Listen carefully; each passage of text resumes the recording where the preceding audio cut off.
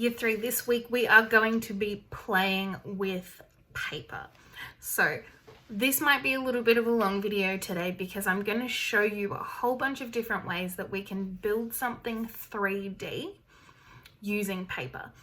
So I'm going to be showing you lots of different cutting and building and joining techniques. So it might take a while, so just bear with me. I'll try and be as quick as I can while showing you everything properly.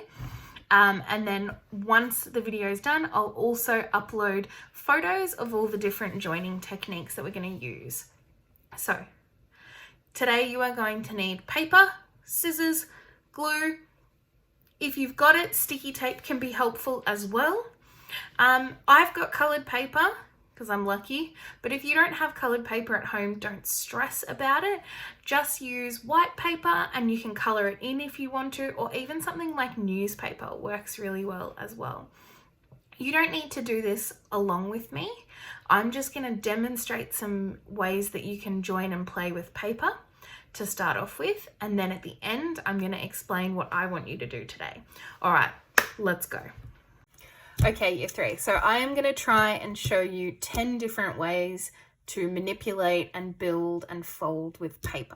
So I've got glue and I've got scissors. I've also got some sticky tape just to make it a little bit quicker, so I'm not waiting for things to dry while I'm videoing this. Like I said, this video might take a little bit longer than I would usually make so that I can show you all these different techniques. Like I said, I'm going to show you 10, okay? I'm going to try and make it quick though, so bear with me. All right, so we're going to start with something easy. We're going to start with a roll. So you can cut your paper in lots of different thicknesses and shapes to make your roll. And literally all we're going to do is basically make a straw. So you can have really long skinny ones like this, really long skinny ones. You can do things like make wider, fatter ones. Like I said, if you've got glue, I would normally use glue because it holds better and it doesn't look as messy, but because I'm trying to make this quick, I'm going to use sticky tape so we aren't waiting for things to dry. So we've got 2 different thickness rolls and lengths, and you can even make bigger ones again that are sort of more like bracelets. There we go. So technique number 1, already done, smashed it, the roll. So basically we're making cylinders in different sizes and shapes, and you can even do things like attach these together, put more inside each other, and that's one way that you can build and manipulate paper. All right, so we've got the roll done. The next one is we can make a loop. So the loop is very similar to the roll, except instead of making a cylinder like the roll, we're going to try and make basically like a teardrop. So again, you can use lots of different sizes of paper to do this, and you can loop them together as well. So I would normally, again, put a little bit of glue in there and then wait for it to dry, but I'm trying to be quick so that you can get started. And basically we want it to be like a little teardrop.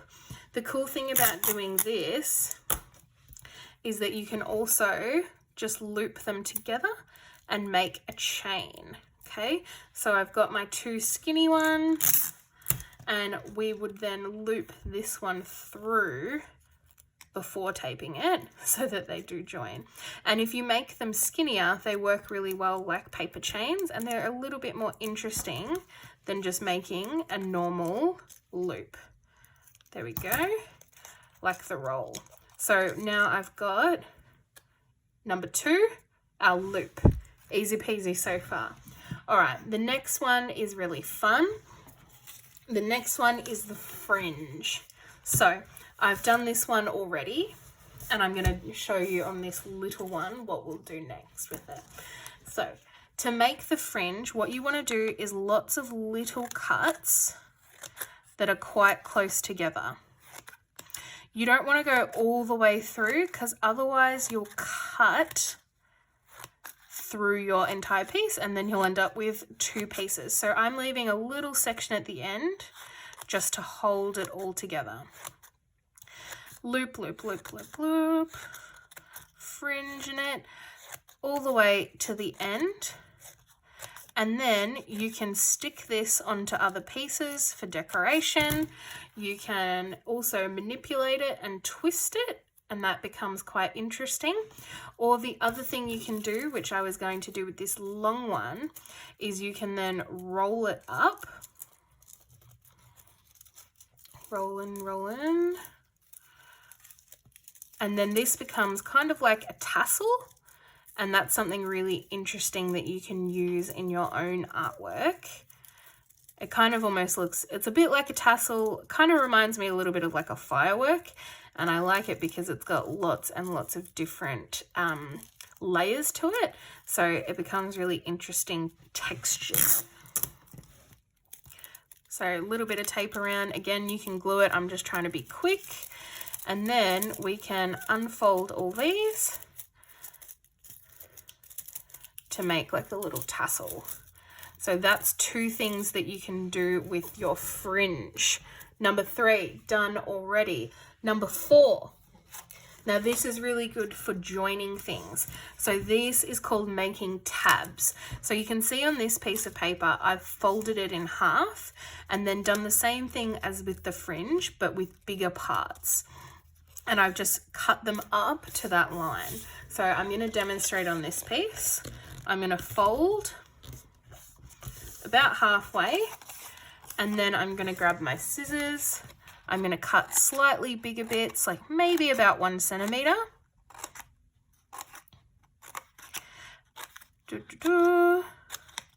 And then if I wanted to attach this to another piece of paper, what I would do is I can do all of it like this, all sticking on one side, and that makes a nice little curve.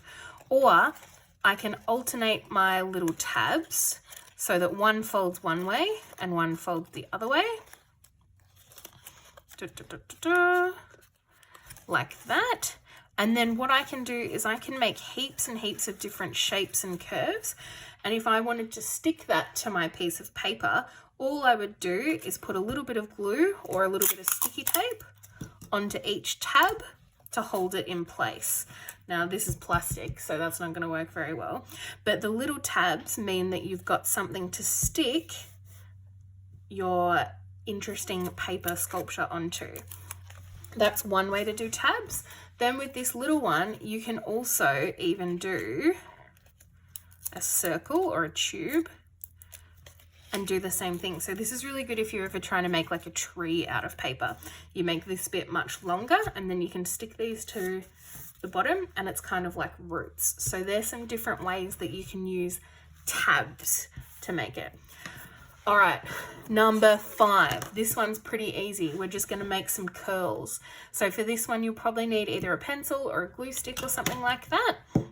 And all we're going to do is wrap the paper really tightly around the pencil. If you want tight curls, you use something small like a pencil. If you want really loose curls, you would use something a bit fatter like your glue stick. So I've tightly wound that around my pencil. It's a little bit loose up this end, so that's not going to be very tight curls. And then I take my pencil out of the middle and I've got a really cool like streamer curl. And then you can use that to attach to other things and make a really interesting 3D artwork. So that's number 5. All right, we're smashing this. We're doing really well. Okay, number 6 is folding. So there's lots of different ways that you can fold. You can do things like get 2 long strips like this. I'm just going to grab a little bit of sticky tape and then we're going to alternate our folds. So this one's on the top at the moment and this one's on the bottom. So I'm going to start by bringing the one that's on the bottom over. Then this one's on the bottom. So we're going to bring that over. Then this one. And we're just alternating. So going from one to the other. One to the other. Alternating, alternating, alternating. Now you might have a little bit too much paper, or they might not be the same perfect length, and that's okay, but that's worked out pretty nicely for me. And then I'm just going to grab my sticky tape. Again, you can use glue to do this. I'm just trying to be quick. And you've got your little... This is really cool if you do really long strips, and you can even join strips together. And it comes undone and sort of wraps together. That's one way to fold. You can also do things like this, which is kind of similar to making tabs. So I've got my little strip and I've just folded some little tabs on the end. And then what I can do is stick these two pieces down to my paper and create really interesting shapes. That's another way to fold. You can also do things like make fans. So you start with a little strip, fold over, swapping sides. This is really important when you're making the fan, otherwise it doesn't fan out. Folding, folding, folding. So you could use this just like this, or you can pop a staple or some sticky tape or some glue around the end like I'm going to do now, and you've got yourself a little fan. That's another way to fold, but you can also just do things like folding it and seeing what that looks like as well, and then unfolding it. And you can do other things with this. You can even do the same thing with the fan and alternate to make it a little bit more interesting. Kind of reminds me of like a roof for a tin house. So that might be cool if you wanted to make a sculpture of a house to use for the roof. All right, we're doing well. So that was number 6, I think. 1, 2, 3, 4, 5, 6. Oh, I think we've got 11. I think I messed up my counting. All right, next one, cone. If you want to make a cone, you start with a circle. I usually trace around something. You can see I've got pencil marks here. Then I'm just going to very gently fold it in half. Okay, then roughly where the middle is, I'm going to just put a little dot, and I'm going to cut along that line that I've made to the dot. Only halfway, okay? Then I'm going to wrap it around itself. So I can make a really shallow cone like this one. And if I keep on wrapping it around and wrapping it around and wrapping it around and wrapping it around, I can make a pointy cone, a much skinnier cone. Again, I would normally do this, but I'm trying to be quick. There we go. So that's cone. So just starting with a circle and making a little cut, you can make a cone. The other thing that you could do with this is you could cut little tabs along the bottom, just like we did with the yellow ones, and actually be able to stick that down to paper as well. All right, cones. The next one, we're going to do some spirals. So there's 2 ways you can do spirals. You can loosely fold it up. So these ones are a bit looser than the curls we did around the pencil. And also the curls are on an angle like this, whereas when we spiral it, it's all within itself, like this one. You can also make a spiral using rectangular, more geometric shapes. So all I'm doing is folding this, wrapping it around itself in its long strip, and then when I unfold it, I can wrap it back together and it's got the points on it. So it's kind of like a pointy spiral instead, a bit more angular and a bit more geometric. Easy. All right, next we've got the fold and cut. So there's a few different ways you can do this. Folding and cutting like this is very similar to what we did when you were in year 2 and we made the lilies. So you can fold it just in half. It's also kind of like making making lanterns. And then you can just cut some shapes along the folded edge. So you don't necessarily want to cut it along this side, but you can if you want to. So I'm just going to cut some random shapes out of here and try and keep them all joined. And when we unfold it, sorry, we can see the shapes in the middle. So I'm just going to do a few more to finish it off. I'm leaving a gap in between so that the big piece of paper stays connected. And then you can even do some of these things along the other side to make it a bit more interesting. So that is one way to do the fold and cut. And then the other way to do it is just like how we did our lilies in year 2 and making snowflakes. So you can fold a little square in half and in half again. And then you can use your scissors to cut out shapes. And then we get nice symmetrical patterns. Now, it's really important when you're doing it this way that you keep that bottom bit connected. This way does take some practice. It can be quite tricky, as I'm sure you remember when we did this last year. It can be quite tricky to work out how to do things and make things interesting without your piece of paper falling apart.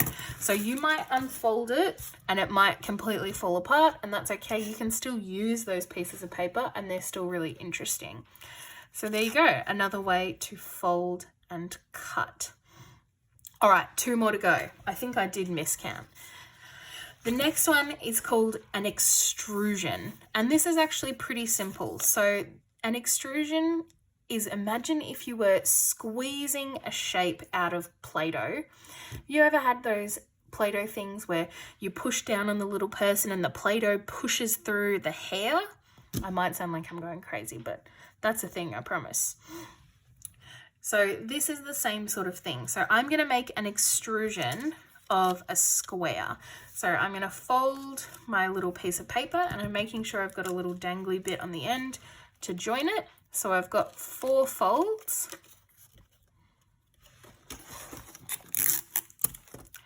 And there we go. There's my square extrusion. Lovely.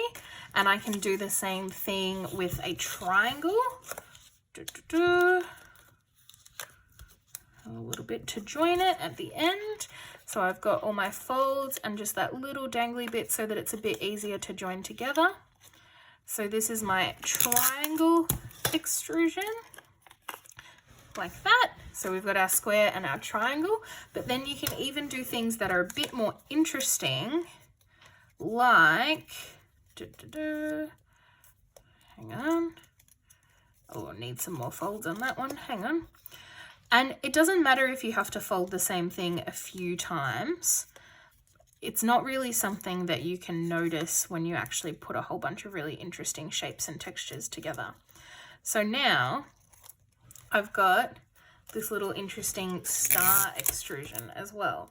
So you can just experiment with different shapes you can make. You can make them long, you can make them short, and you can make them normal shapes or more interesting little bits and pieces like that. All right, lucky last. So the last one is making slots. So this is a really good way to join things together. So to make a slot, all you're going to do is put a little snip that doesn't go all the way down, about halfway in your paper like this. And on this piece of paper, I'm going to do the same, about halfway together. So these are called slots, and we're just going to slot them together, and that's a really good way to join things. You can also join shapes and strips together using slots. So I've put 2 little slots in this little roll that I've made, and I'm just going to put a little cut for each of them so that when I slot them together, they go together. Oh, I was going to say go together perfectly, but they didn't quite. They don't quite match up the lines that I made.